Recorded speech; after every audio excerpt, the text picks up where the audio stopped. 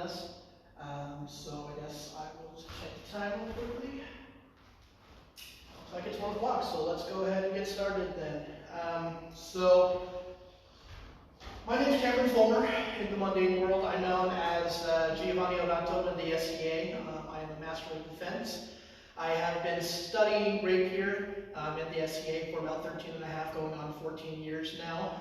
So it's kind of been a passion of mine since I was a little kid. I was fortunate enough to have a mother who fenced before I did, who got me addicted to the swords. So shout out to Kindwin, thank you for that.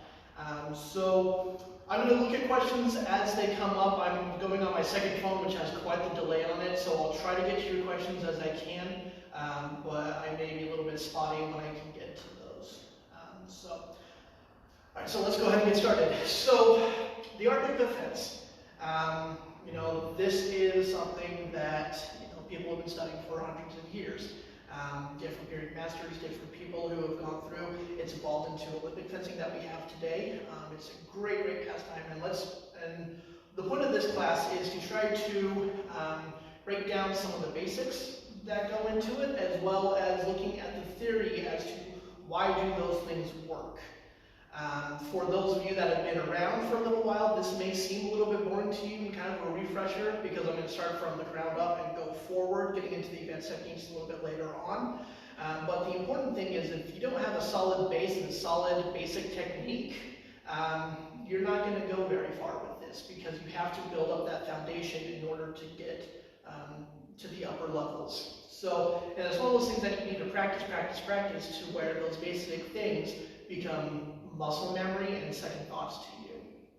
So, when it comes to fighting, in my opinion, now this is all my opinion, I could be wrong. It may work differently for the way that you fight or the way that your body type is.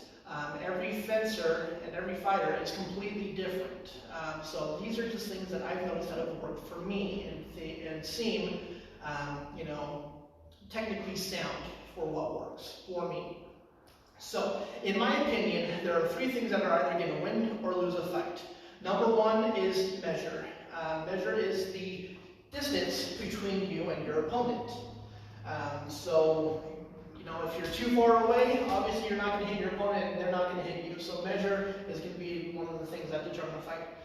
Number 2 is going to be sword placement. In layman's term, if you've got good sword placement, you've gathered the line and you've been able to come in, typically you're going to have good sword placement, you're going to win that fight. If you've got bad sword placement and then your opponent has good sword placement, well then obviously you're going to lose that fight. And number 3 is tempo. Tempo is the measurement of time. Tempo is the measurement of how long it takes to make a movement. So there are long tempos, short tempos, things like that. So depending on who moves at what time will determine whether or not you win the sword fight. Now, I'm still working on getting all 3 of those things to work together. Sometimes I'll have good sword placement, I'll have great measure, but my tempo goes off, or other way around. So we'll start talking about those things later on, but the thing that you need to think of is how far away you are from your opponent, who has the best sword placement, and who uses the time correctly in order to win that fight. So, going on, let's talk about measure. The best way to manipulate measure is to have proper footwork. So let's go and let's kind of get into our stances and different things, because measure, once again, determines how far you are from your opponent. So when it comes down to the way I like to stand is typically I'll go into a width, my feet that are about a shoulder width apart all the way down. I like my heels to be on the same line that they're at. From here, I'll kind of sit into it. Now, when I say sit into it, that doesn't mean that I'm just going to lean completely back with my back all the way back here. No. When I'm sitting into it, I'm sitting in, and I'm rotating my pelvis down just a tiny bit, so that way my weight is evenly distributed between my 2 legs. So let's say I'm facing my opponent. I'm right-handed most of the time. For lefties, I'm sure you're used to this. Try to do the opposite of what I'm doing, but for your left hand. So I'll sit into my horse stance, as they call it in karate, or just feet shoulder width apart. And then from here, I'll take my right leg, if you're right-handed, your left leg if you're left-handed, and I'm going to take my heel. My heel is going to be my pivot point, where I rotate my leg 90, my toes 90 degrees out. And then from here, I'll sit into it. So what happens is when I bring my legs straight back, I'm making a right angle with my heels touching, but my toes pointing out. You know, I may be in a ballet studio, but this isn't, a lot of times when people are doing this, they'll go into first position. So they die here, and they'll come here into first, or even a modified second. That's not what we're wanting to do. Because what happens is, if you've got that leg stepped out, if your legs are crossed, you're not going to be able to move the way that you wanted to. So you want to have your heel, I've got this nice line right here, your heels meet, and then even they can be slightly separated just a little bit, so that way when you're forward. And then what you're going to do is you're going to sit in, kind of plie in. Once again, we're not, you know, just completely leaning back. We're sitting into it, rotating our pelvis just a tiny bit, so that way we can come into our proper stance.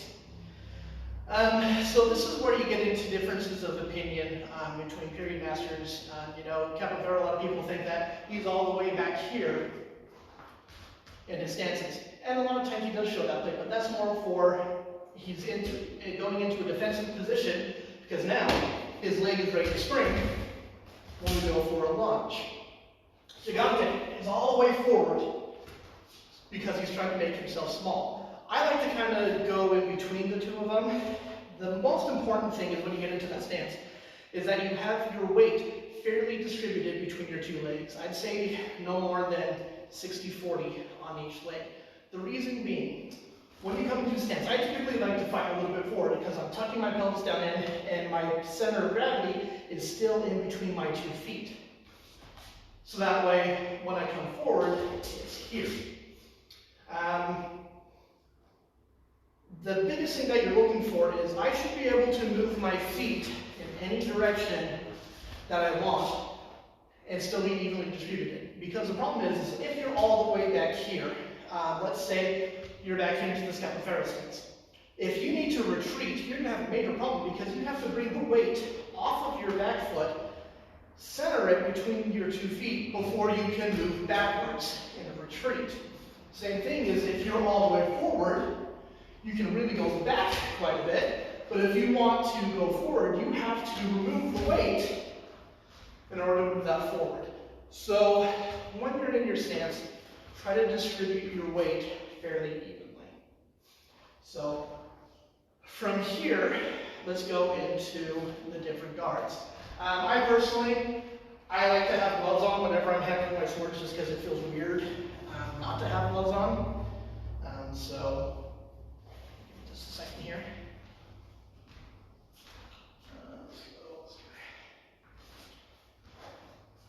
So, measure, going back to the measure thing. So the best way that you can manipulate and change your measure is by having proper footwork. So that's going into your stance. The reason why I'm going to go into my guards right now is because you want to be able to practice how your guards are while you're doing your footwork. So we'll circle back to the footwork thing. So, with guards, you've got, typically there are 4 standard ones that most people will use. You've got prima, which is up, secunda, which is basically 90 degrees to your right, terza, which is straight forward, and corta. A lot of times I like to go into a modified second and third. It's not quite all the way up into second, it's not all the way down to third, it's somewhere in between. Just because I like where that line of defense is going for me, and I'll typically have a dagger. We'll get into that later though. The biggest mistake people make when they're looking at their guards is, I call it chicken winging, where they get really lazy and their elbow is basically up against their body. The problem that this does is it's really difficult to actually have proper sword stance. You can see my entire arm is now just a lovely target for people to snipe. So what you want to do is, instead of having it all the way back here, you're going to bring it forward just a little bit. So now what's happening is, when I'm forward like this, you have much less of a target on my arm and less of a target for my entire body. I'm going to just rotate over so that way I'm not presenting my chest. I'm going to rotate over here so that way I've got this nice line covering what I'm doing. So now we're going to get into how can we manipulate, measure with footwork. Number one is being able to do proper advances and retreats.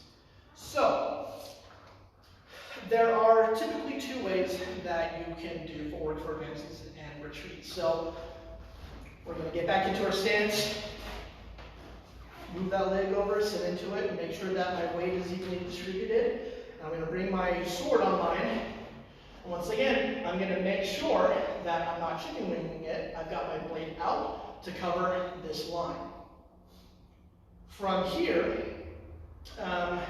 typically, my feet were a little wide there. Typically, there are two ways that people will do advances. I like to kind of sit on the balls of my feet just a little bit. You don't want to be completely up, but you want to have a nice little spring going on. So you've got the typical, I'm going to move forward and do the heel toe, front leg moving forward, dragging your back leg, and then vice versa. When you're going forward, you want your front leg to go first. When you're moving back, you want your back leg to go first. So there's that option. That's typically good for when you're getting into lunges, things like that. I like to do what I call a gathering step, is where if I'm here, I'm going to bring my back foot forward, and then I'm going to go for my lunge. So you can do it where you're doing that, retreats. Whenever you're moving side to side or laterally, you want to make sure that you're not really crossing your feet. Because the second you cross your feet, you're no longer on balance, and your opponent has the opportunity to attack at you and take you on out. So, if you're going to move side to side, whatever way you're moving, that foot needs to go. So if I'm moving to the left, my left foot needs to move so that way I'm not crossing over.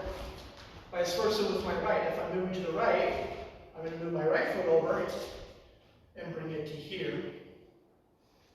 So never cross your feet. The same thing can be said when it comes to when you're moving forward.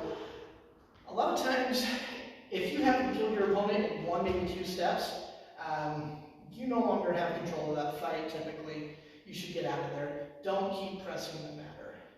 So, we'll talk more about that later. Another thing that is so vital and important is that you are pointing your toe. My students and people around me in my area all know that this is something that I will harp on day in and day out, is pointing your toe. The reason why is because your knee is a 90-degree joint. It's not designed, it's only designed to go one way. It's not designed to move this way. And if you're stepping when you're lunging and you step really bad and you see how pigeon-toed my foot is, and you're putting all the pressure, you're putting tons of pressure on your ligaments here. And over time, that will mess up your knees with fencing. So prolonging your fencing career, you want to make sure that you've got proper direction on your knees to be able to handle that. Another thing that comes into play there is if you think of pointing your toe, your tip, your sword tip is going to go that direction. A lot of times when I go forward, and my toe is pointed properly, that's where my point is. If it's off to the side, your body wants to naturally follow the line of where your knee and toe is pointing, so that way it doesn't hurt itself. So what will happen is over time, your point, I'll be a little bit exaggerated on this, but your point will follow that, and you may be off in your point control just a little bit. So the biggest thing is that you make sure that your knee and your toe are pointed in the direction that you want to go. My pro boats will attest to this. I will harp on everybody and anybody who's not pointing their toe correctly when they're doing drills or when they're fighting in a tournament or even melee. Point your toes, because it will save your knees tons of pain in the future. So, a little bit of footwork. So now, we're going to go into our stance, and we're going to practice just a little bit moving and making sure that we're moving in the direction, or we're moving the foot in the direction that we're going first. Something to keep in mind. when you're moving to the side, you want to try to cover that line and move your sword in the, see, I didn't want to jump. So when I'm taking that move, I also move with my right foot first. So when I'm making that move, what I'm doing is I'm moving my sword to cover that line to get myself into a defensive position. And this is, when we talk about tempo, this is more important because of that. So, bottom line is, when you move, make sure you're covering the line with your sword, so that way you can protect yourself. Because by making that movement, my sword is no longer where it needs to be, so I need to do something to try and get it to where I'm protected. So, there's footwork. So, now let's talk about how we can manipulate our measure based off of footwork.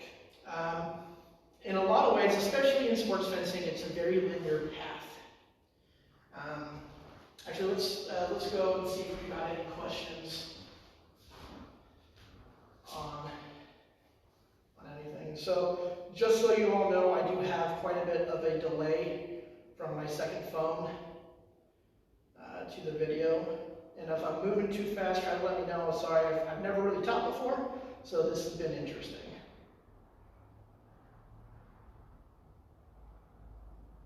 Let's see.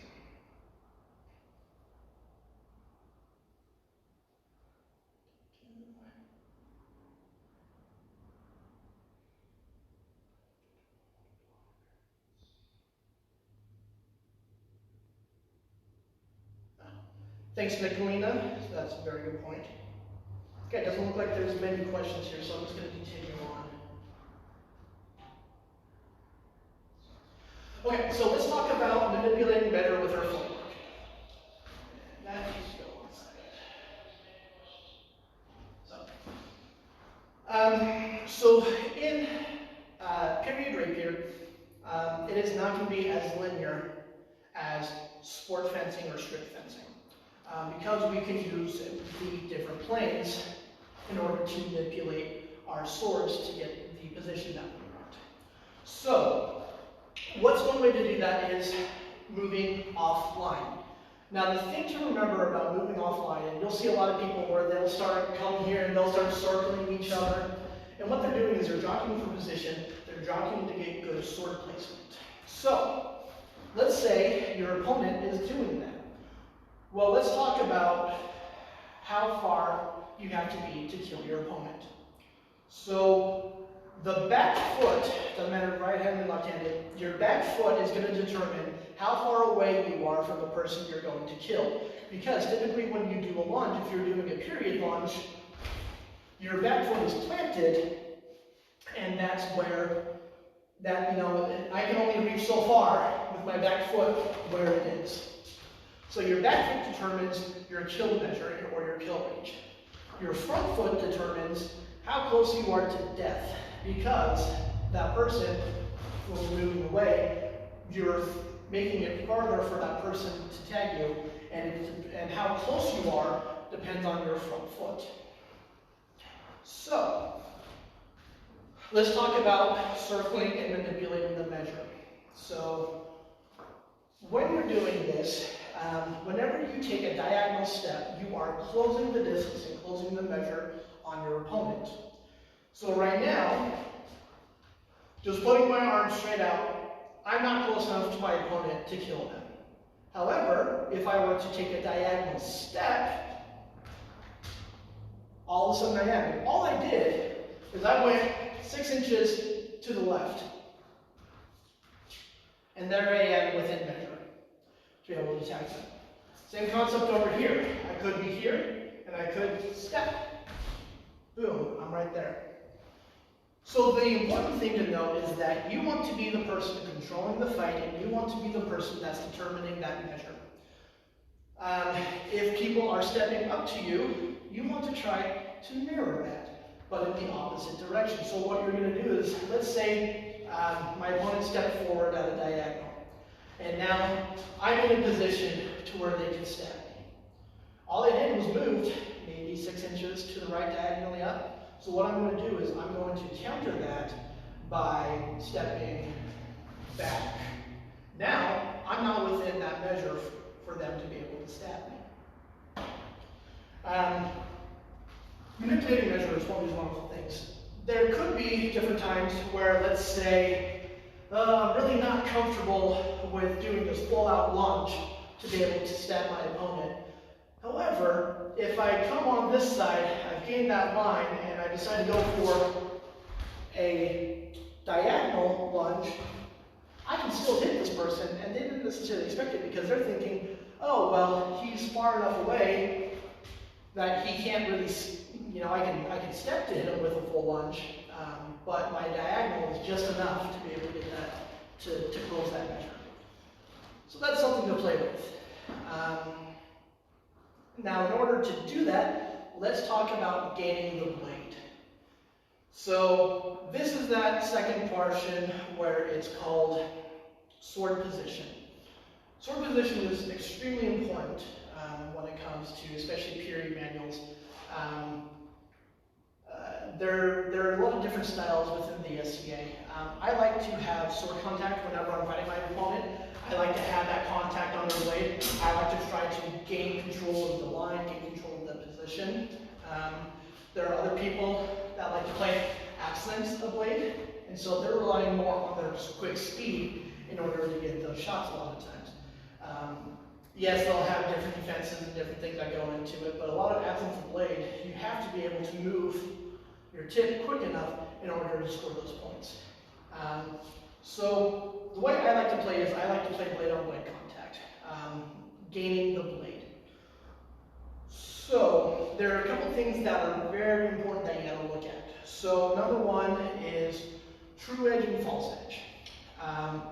So your true edge is typically going to be your knuckles, the edge that line up with your knuckles going down the sword. Your false edge is going to be the line or the edge of the sword that follows your thumb. Now the importance of this, if you've got a shared table, anything like that, I want you to grab your sword and go up to it. And when you put your sword on top, notice how much more pressure you can do when you're pushing down. And I'm trying to force it down through the tip of my blade. There's a lot more power to that. Whereas when you put it on, if you put your tip underneath and try to pull up, you'll notice how much harder, how much strain you gotta put to apply the same amount of pressure trying to lift or push down that object. The same thing applies for somebody's sword. Physics, it's a wonderful thing. This is where we get into levers. So, whenever I'm trying to gain the blade, I want to try and have my true edge on top of my opponent's false edge, because it's so much easier for me to manipulate and move when I have those things.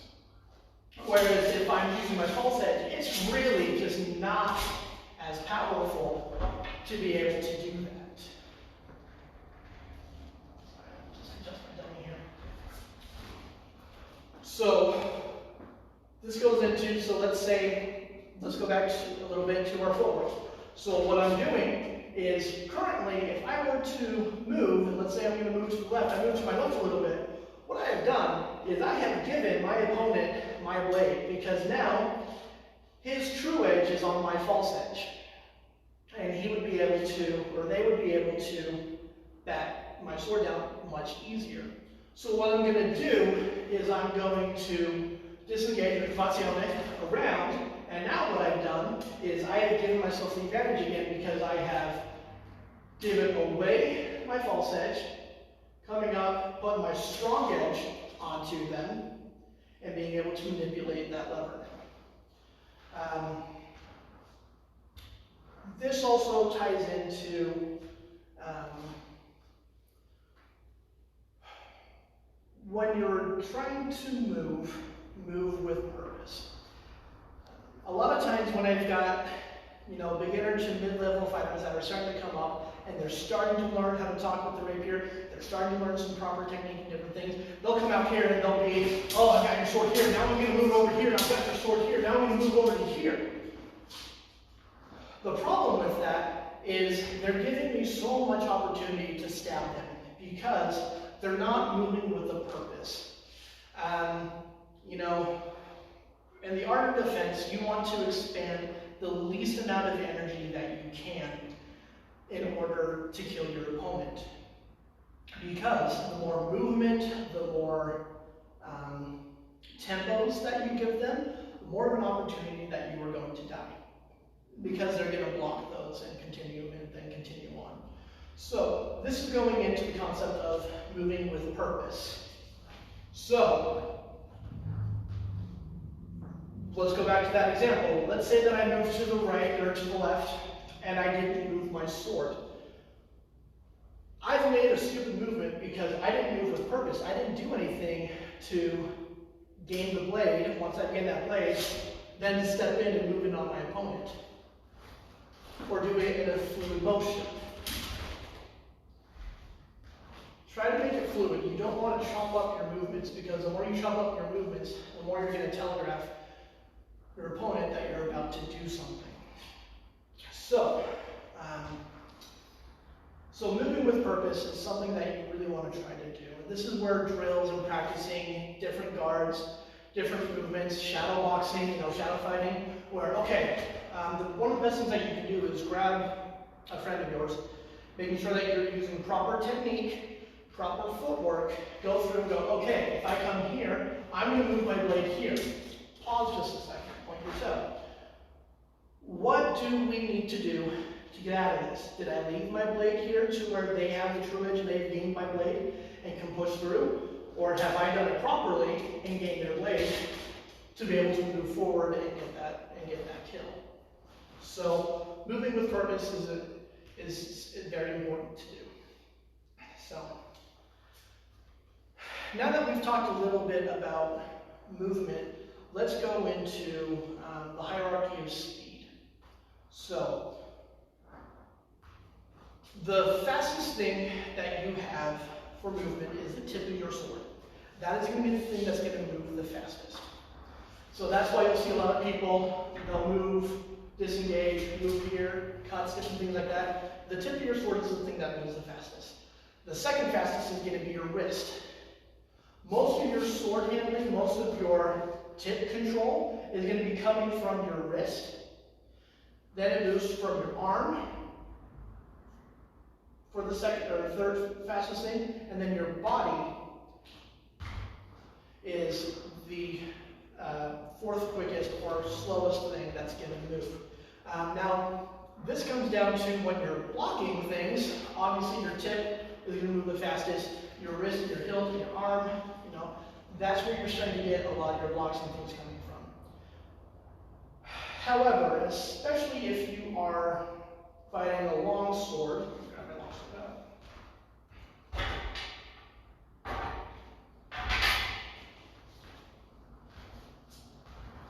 out. Your tip might be the fastest thing, but you want to leave it on your opponent when you're making your blocks.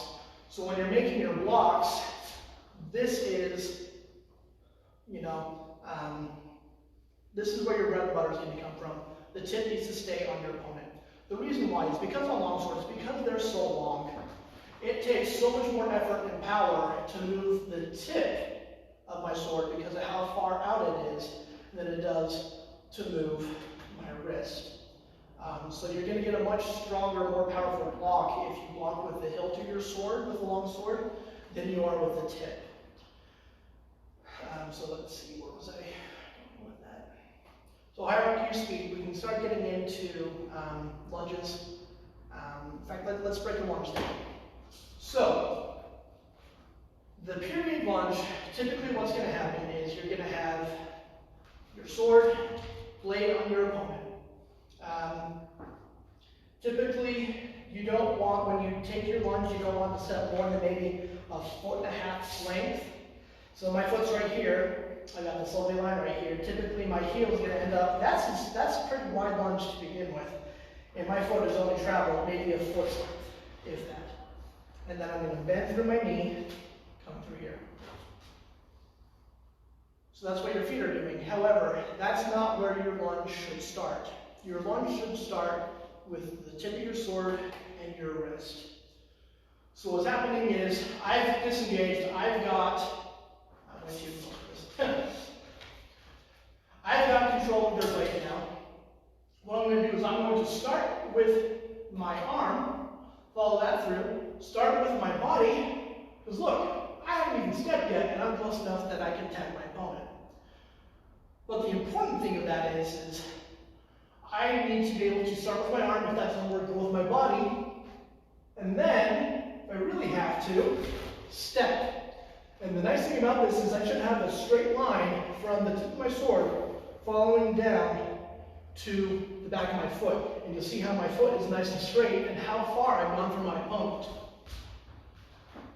The importance of starting with your sword, arm, body is by the time that you move your foot, you had better be able to stab them or get out. So let's say I've started this lunge and they've got me blocked out and I realize this is not where I want to be. I haven't thrown all my cookies in the jar yet because I haven't moved my foot. The second you lift up your foot, you are now no longer in control of being able to move back. So, once again, we're going to start all the way back here. Start with sword, body, lunge through. Let's try it and let's think of, oh crap, they just blocked me. So I start with, oh, I got too excited and started moving my foot. So, sword, body, nope. And I wanted to do something to try and manipulate and block where I'm moving back. So, just the concept I want you to think of is, if you're moving your foot, you have 100% committed to that lunge, you better get it. So that's just kind of a short lesson on lunges. Let's talk about defense now. So let's see if there's any questions on that.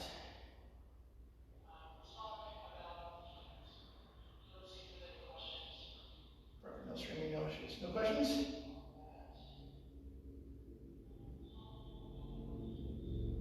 Okay, we'll keep it going then. Alright, so now we're going to get into more of the defense side of things. This is where we're going to start picking up some secondary weapons. I preach the cone of defense. So what this is there will be a cone from the tip of your sword back to your hilt. And what that cone is let's say, it's what defends me. So the farther back you are from somebody, the smaller the cone of defense has to be.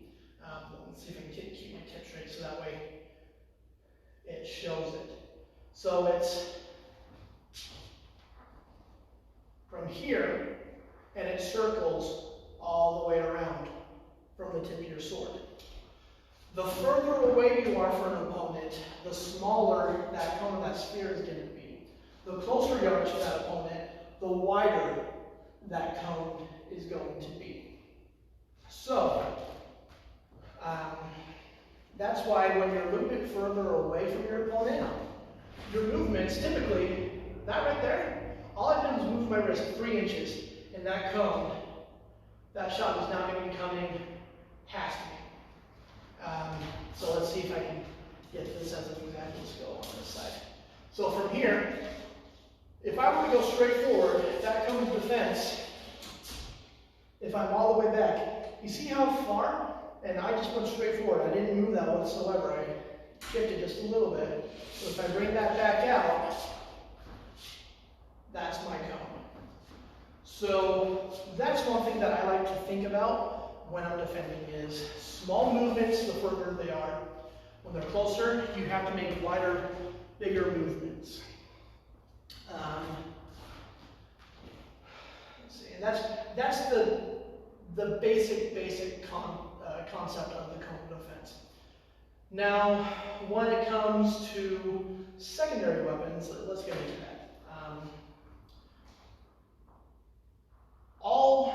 fencing should come from single sword, especially when it comes to secondary weapons.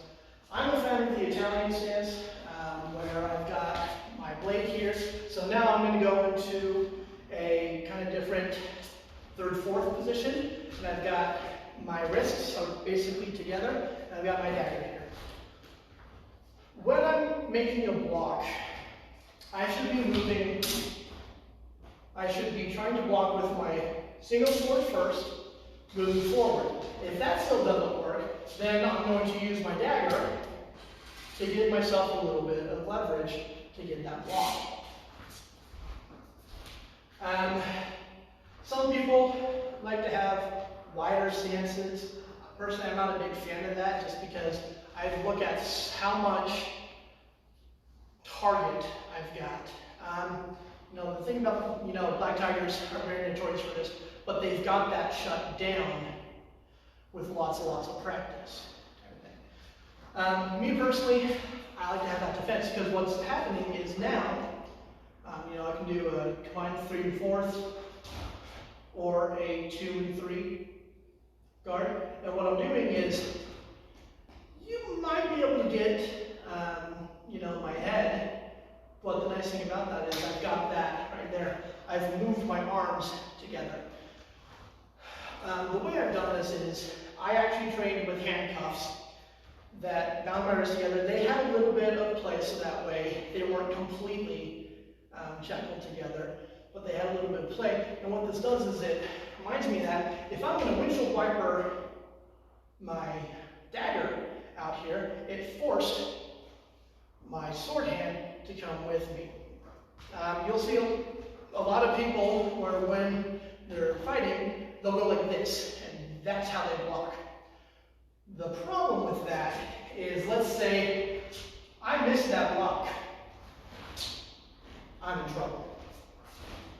However, if I were to use my sword for that block, boom, even if they disengage again, I've got my dagger to be able to come over. Typically you don't want to cross, but you know what, there's always exceptions to the rule in situations. So let's go into talking about attacking them. So you've gained the blade, you've got this lovely shot, or let's say that you don't necessarily want to gain the blade on that particular pass. One of my favorite things to look for on opponents are seams in their defense. So this is kind of what I was talking about, people that have really wide stances or different things. They're giving me multiple seams and multiple opportunities to attack in. So when I come here, I've got this, depending on which side their blade is on. This doesn't really give you much of a seam to work with. But let's say that I don't got my dagger or my sword in the proper position. Let's say I've got this wide a little bit. You see how there's this lovely seam right here in the middle that somebody could capitalize on? I don't have to come on straight forward. I can come in to the side, and there across again. Come into the side here. So when you're looking for different attacks, look for different seams in your opponent. The human brain, we've all heard of it, left side, right side. Same concept applies here, especially when you've got somebody who's not very familiar with how to block properly. My brain has been, for years and years and years trained that if it's on the right side, I'm going to block with my right hand. If it's on the left side, I'm going to block with my left hand. So training your brain out of that is something important as far as your defense goes. But when you're attacking, look for that to exploit. A lot of times what I'll do is I'll call programming, where I'll throw the same shot 3 times. And I'm looking to see how that person is going to react, and I'm programming them, and I'm telling their brain, hey, I'm going to continue to do this. And I'm looking for an opportunity, or I'm looking for a seam in their defense to be able to go, okay, you did that, oh, left side. And just change the angle slightly enough to be able to go in for that kill.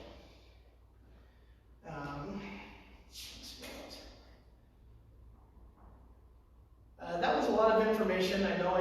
necessarily go too slow on that, but if you want to, feel free to rewind this video. I've also been recording it on a separate camera, so that way I can post it onto YouTube if you guys are interested. So that kind of sums up most of the technique and the breaking down of things. Let's go over a couple of drills that people can do at home now. So, let's see.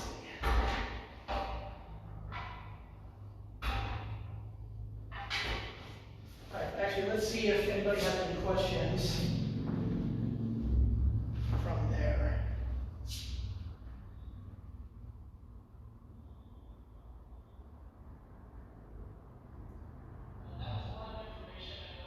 So, is that about it? Okay, no questions? Perfect.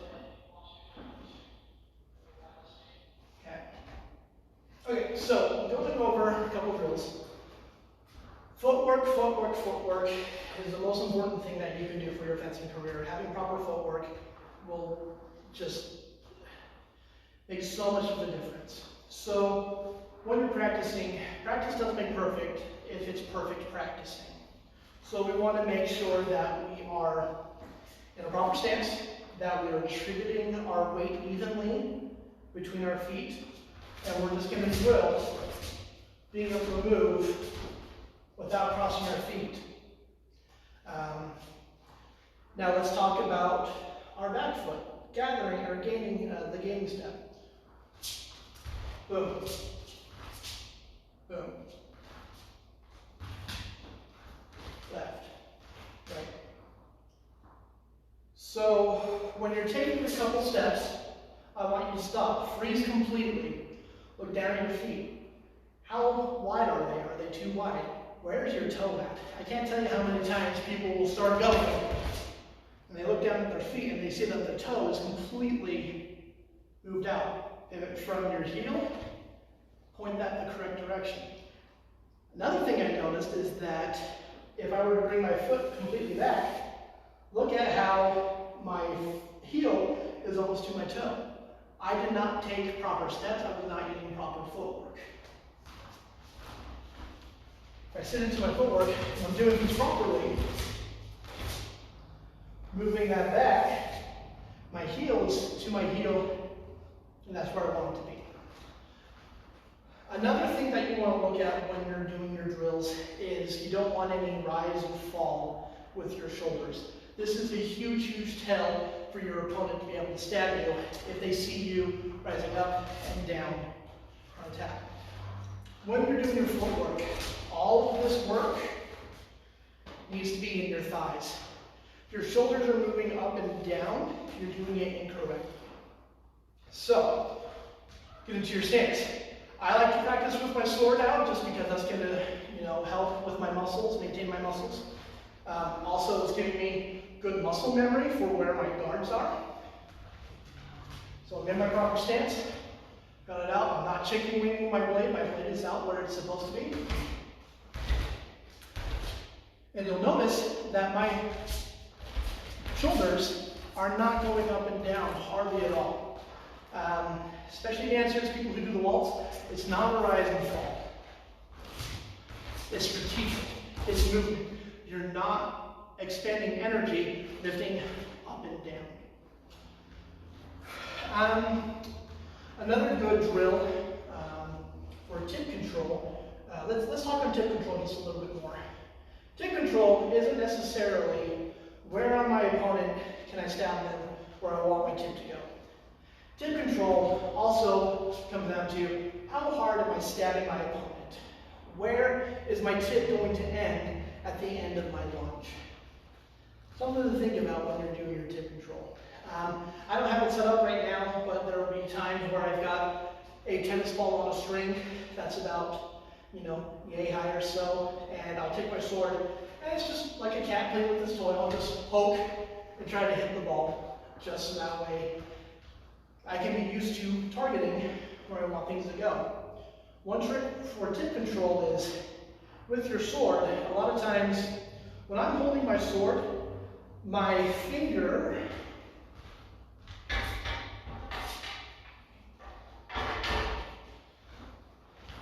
I'll bring this forward. When I'm holding my sword, my finger does go through the trigger. Some people like to do 2 fingers, some people like to do 1. Personally, I prefer 1. But when I'm holding my sword, a lot of times I'm holding it between my ring finger and my thumb, and my pointer finger is there to help control where I'm going. So I think of it as I'm just going to point my finger, and a lot of times that's where your tip is going to go. A lot of people will really hammer and hold on to it like they're chopping wood or something like that. You don't want to do that.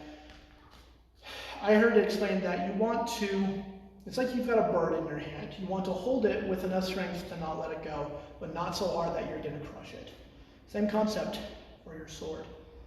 Be nice and gentle with it. Add strength when you need to, but most of the time let it flow. And your wrist is where you want most of your movement for your tip coming through. So, a trick on cavaciones or disengages.